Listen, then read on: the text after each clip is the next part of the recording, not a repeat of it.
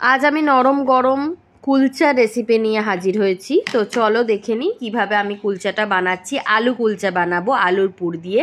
তো প্রথমে half KG ময়দাতে দিয়ে দিতে হবে সামান্য একটু বেকিং পাউডার। খুব বেশি দিলে ওটা থ্যাস থ্যাসে করবে, তাই ময়দার কোয়ান্টিটি অনুযায়ী আমি দেখালাম হাফ কেজি ময়দাতে কতটা দিয়েছি। আর সামান্য নুন, চিনি আর টক দই দিতে হবে। এটা শুধু জল দিয়ে মাখলে হবে না, টক দই দিয়ে আর তেল ময়াম যেরকম দেওয়া হয় সেরকমই ময়াম দেবেন, যেরকম পরোটা বানাতে ময়াম লাগে, খুব বেশিও না কমও না। দিয়ে ভালো করে পুরো ময়দাটা আগে মেখে নিতে হবে। তারপরে বুঝবে যে কতটা জল লাগবে, কারণ দইয়ে তো জল থাকে, সেই অনুযায়ী আগে জল ঢালা যাবে না। পুরো ময়দাটার সাথে দইটা মিক্স হয়ে গেলে একটু একটু করে জল দিয়ে দিয়ে মাখতে হবে। আর ময়দাটা একটু টাইটভাবেই মাখবে, কারণ এইটা ঢাকা দিয়ে রাখার পর অলরেডি নরম হয়েই যাবে।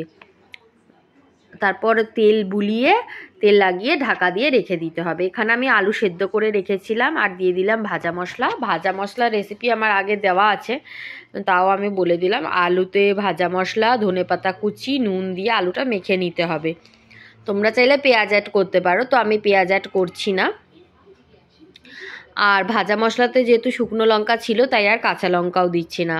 বাচ্চারাও খাবে তো, তাই খুব ঝাল হয়ে গেলে খাওয়া যাবে না। দুটো শুকনো লঙ্কা নিয়েছিলাম, হাফ চামচ ধনে, জিরে সব কিছুই গোটা গোটা নিয়ে ওটাকে ড্রাই রোস্ট করে পাউডার বানিয়ে দিয়েছি। ধনে, জিরে, মৌরি, গোটা গরম মশলা আর শুকনো লঙ্কা।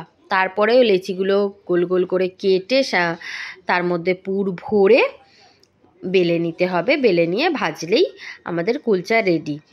তো ধনে পাতা দিয়েছিলাম আর ওপরে একটু কালো জিরে দিয়ে দিয়েছি। কালো জিরেটা দিলে খেতে টেস্ট লাগে। এইভাবে আলু কুলচা বানাবে। এটা পরোটার থেকেও প্রচণ্ড সফট হয়, যেহেতু দই আছে, তারপরে বেকিং পাউডার আছে, যেটা কেক বানাতে লাগেও সেই বেকিং পাউডার, তার জন্য বেশি সফট হয়েছিল।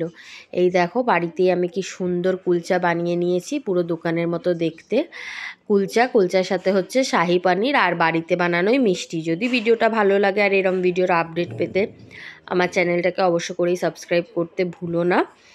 পাশে থাকা বেল আইকনটাও প্রেস করে দিও আর সাপোর্ট করো। যদি বুঝতে কোনো অসুবিধা হয় তো আমাকে কমেন্ট করে জানিও যে কোথায় ভুল আছে বা কি ভুল বলছি, সেটারও অনুরোধ রইল। আজকের মতো